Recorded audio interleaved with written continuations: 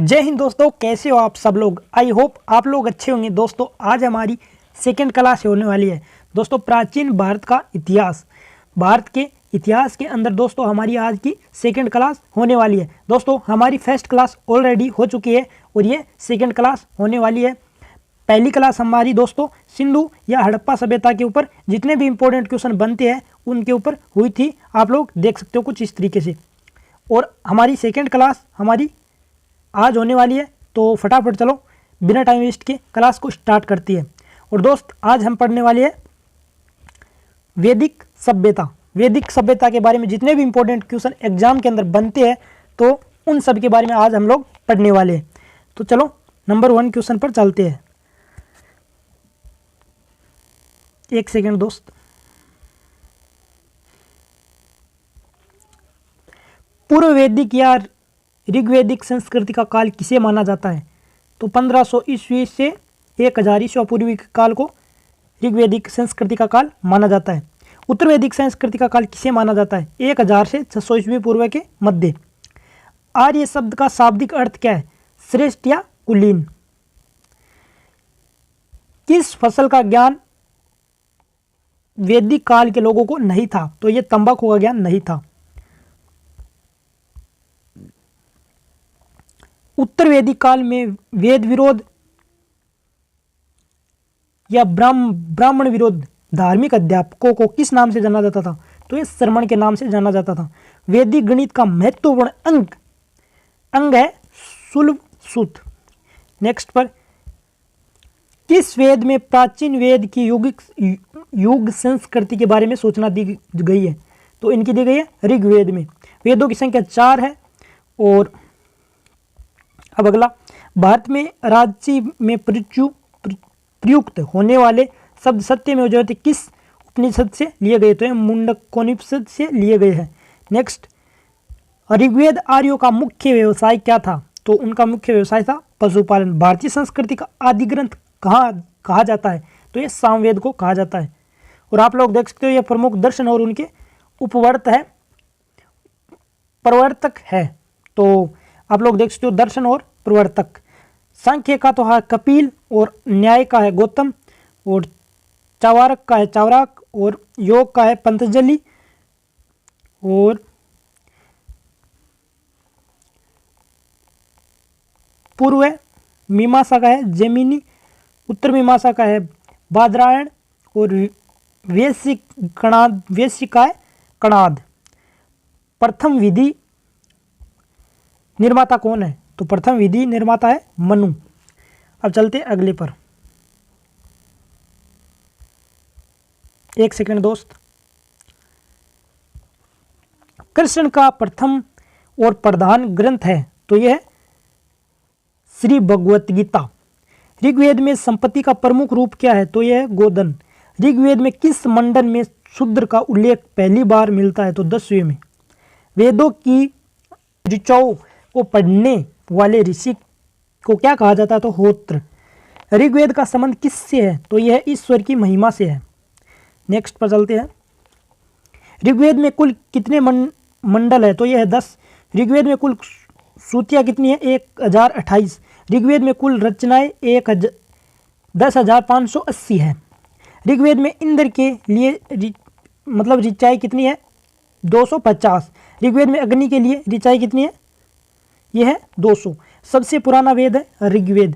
और दोस्तों आप लोग देख सकते हो इतने इंपॉर्टेंट जो भी ये ऊपर वाले क्वेश्चन है ये कुछ इस तरीके के और इतने एग्जामों के अंदर आए हुए हैं। और ये काफ़ी पहले की बुक है जो ये प्रिंट हुई हुई है। लगभग इनको 6 से 7 साल पुरानी बुक है। और जितने भी 6 से 7 साल में ये क्वेश्चन अब बने हैं तो वो यहाँ पर नहीं दिखाए गए हैं। 6 से 7 से पहले आप लोग देख सकते हो कितने सन 1995, 2007 और 2010 के समथिंग ये बुक प्रिंटिंग की गई है। अब चलते हैं। तो ज्ञान की वेदों की संख्या 4 और ऋग्वेद, सामवेद, अथर्ववेद, यजुर्वेद, अथर्ववेद, इनमें से सबसे पुराना वेद और नाम है 3 वेदों का। 3 वेदों का नाम है। ज्ञान ऋग्वेद, यजुर्वेद, सामवेद तथा वेदत्री या त्रि कहा जाता है। किस वैदिक ग्रंथ में वर्ण शब्द का सर्वप्रथम नामोल्लेख मिलता है? तो ऋग्वेद में। भारत का सबसे प्राचीन धर्म कौन सा है? तो यह है वेद। सॉरी दोस्तों, प्राचीन धर्म ग्रंथ कौन सा है? तो यह है वेद। अथर्व का अर्थ है पवित्र जादू। पूर्व मीमांस दर्शन प्रतिपादक कौन था? तो यह था जैमिनी। सबसे प्राचीन पुराण कौन सा है? तो यह मत्स्य पुराण। अगला है ब्राह्मण ग्रंथों में सबसे प्राचीन ग्रंथ कौन सा है? तो यह शतपथ ब्राह्मण। वर्ण व्यवस्था में संबंधित पुरुष सूक्त मूलतः प्राप्त पाया जाता है, यह ऋग्वेद के अंदर। और गोपथ ब्राह्मण संबंधित है ये अथर्ववेद से।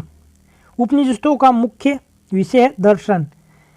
नचिकेता आख्यान का उल्लेख मिलता है कंठोपनिषद से।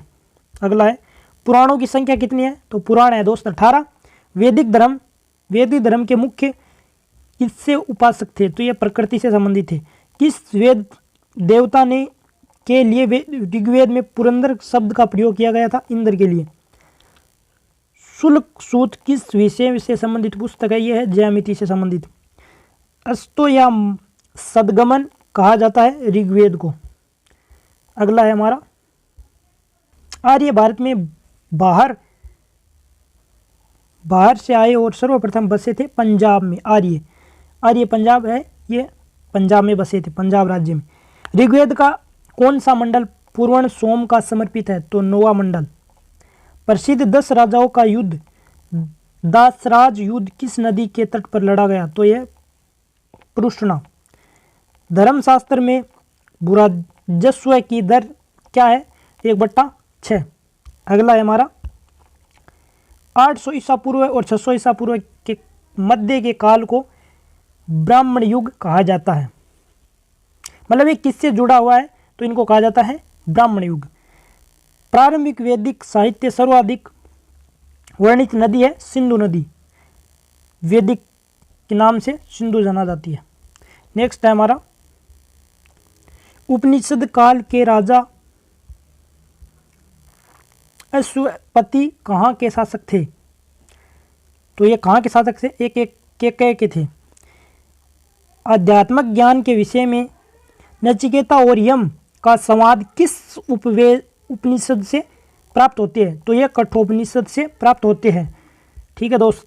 अब है वैदिक नदी कुंभा कालूब का स्थान कहाँ निर्धारित होना चाहिए? तो यह अफगानिस्तान में। कपिल मुनि द्वारा प्रतिपादक दार्शनिक प्रणाली है सांख्य दर्शन। भारत के किस स्थल की खुदाई से लोहे धातु का प्रचलन प्राचीनतम प्रमाण मिले हैं? तो यह अंतरजी खेड़ा में। नेक्स्ट है किस काल में अछूत अवधारणा स्पष्ट उदय हुई थी? तो धर्मशास्त्र के काल में हुई थी। गायत्री मंत्र देवी शास्त्रीय संबोधित किस पुस्तक से मिलता है? तो ऋग्वेद से मिलता है। न्याय दर्शन का प्रचारित किया गया गौतम ने। प्राचीन भारत में निष्क से जाने जाते हैं स्वर्ण आभूषण। योग दर्शन के प्रतिपादक पतंजलि। उपनिषद पुस्तक दर्शन से संबंधित है। पूर्व वैदिक आर्यों का धर्म प्रमुख था प्रकृति पूजा और यज्ञ। चरक संहिता नामक पुस्तक किस विषय से संबंधित है? यह चिकित्सा से संबंधित है। नेक्स्ट है यज्ञ संबंधित विधि विधान का पता चलता है यजुर्वेद से। वैदिक युगीन सभ्यता क्या थी? यह मंत्री परिषद थी। वैदिक युग से संबंधित लोकप्रिय शासक प्रणाली है यह गणतंत्र। सबसे प्राचीन वेद कौन सा है? यह ऋग्वेद है। कौन सा भारतीय दर्शन की आरंभिक विचारधारा है? तो सांख्य। अगला है सांख्य योग न्याय वैश्विक मीमांस एवं वेदांत इन 6 भिन्न भारतीय दर्शनों से स्पष्ट रूप से अभिव्यक्त हुई है वैदिक युग में। वह दस्तकारी कौन सी है जो आर्यों द्वारा व्यवहार में नहीं लाई गई थी? तो यह लोहागिरी। अगला है प्राचीनतम व्याकरण अष्टाध्यायी के रचयिताकार पाणिनि है। कौन सी स्मृति प्राचीनतम मनुस्मृति है? तो कौन सी है? मनुस्मृति। आदि काव्य की संख्या किसे दी जाती है? तो यह रामायण को। प्राचीनतम पुराण है मत्स्य पुराण। ऋग्वेद में सबसे पवित्र नदी कौन सी है? सरस्वती। वैदिक समाज की आधारभूत इकाई है काल कुटुंब। ऋग्वेद युग में प्राचीनतम संस्था कौन सी है? विदत। ब्राह्मण ग्रंथों में सर्वाधिक प्राचीन कौन है? तो शतपथ ब्राह्मण। गोत्र व्यवस्था प्रचलन में कब आई? तो यह उत्तर वैदिक काल में। मनुस्मृति मुख्यतः संबंधित है समाज व्यवस्था से। गायत्री मंत्र की रचना किसने की थी? तो विश्वामित्र ने की थी। अश्वेस्ता और ऋग्वेद में समानता है। अश्वेस्ता किस क्षेत्र से संबंधित है? तो यह ईरान से। किसका संकलन ऋग्वेद पर आधारित है? तो यह सामवेद का। चलते हैं नेक्स्ट पर।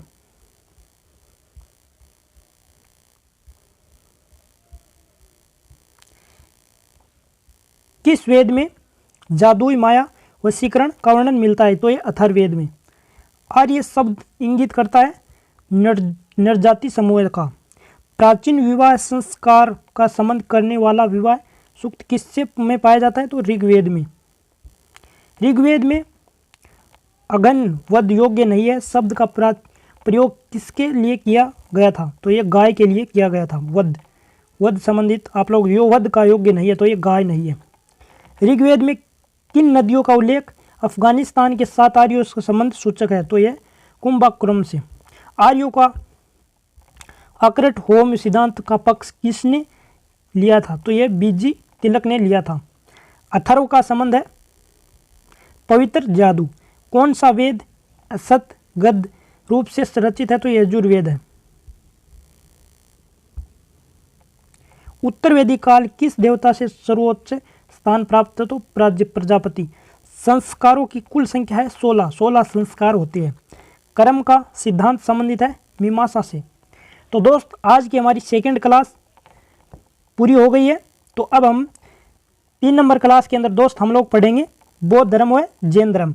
तो तब तक के लिए दोस्तों आप लोग अगर इस क्लास को एक बार और देख लेते हो तो आपको अच्छे से ये क्वेश्चन पूरे के पूरे याद हो जाएंगे। और दोस्त आप लोग आज की इस क्लास के अंदर आप लोगों को पता होगा ये वैदिक सभ्यता पढ़ी है, और इससे पहले हमारी क्लास हुई थी उनके अंदर हम लोग पढ़े थे सिंधु या हड़प्पा सभ्यता, और आज हम लोग पढ़ी है वैदिक सभ्यता। और नेक्स्ट 3 नंबर क्लास के अंदर हम लोग पढ़ेंगे बौद्ध धर्म एवं जैन धर्म। तो दोस्त हम लोग ये पूरी की पूरी बुक करने वाले हैं, और इस बुक के अंदर इतने चैप्टर आप लोग देख सकते हो, ये मोस्ट इंपॉर्टेंट चैप्टर है। तो और इनके अंदर आप लोग देख सकते हो ये इतने चैप्टर है तो मोस्ट इंपॉर्टेंट है, और इसी तरह से इनके अंदर क्वेश्चन है। आप लोग देख सकते हो प्राचीन भारत के अंदर इतने चैप्टर है, और मध्य भारत के अंदर है इतने चैप्टर, और इसी तरह से ये नोट्स बनाए हुए आप लोगों को प्रोवाइड कराते रहेंगे। और आधुनिक भारत के अंदर इतने चैप्टर है, और उसके बाद में शुरू हो जाता है भारत का भूगोल।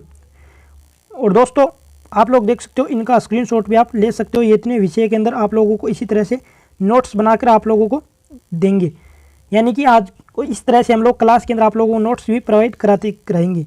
तो चलो दोस्तों फिर मिलते हैं नेक्स्ट क्लास के अंदर। तब तक के लिए दोस्तों bye bye, take care, best of luck. अपनी मेहनत जारी रखो, पढ़ाई करते रहो। जय हिंद, जय भारत, बाय बाय दोस्तों।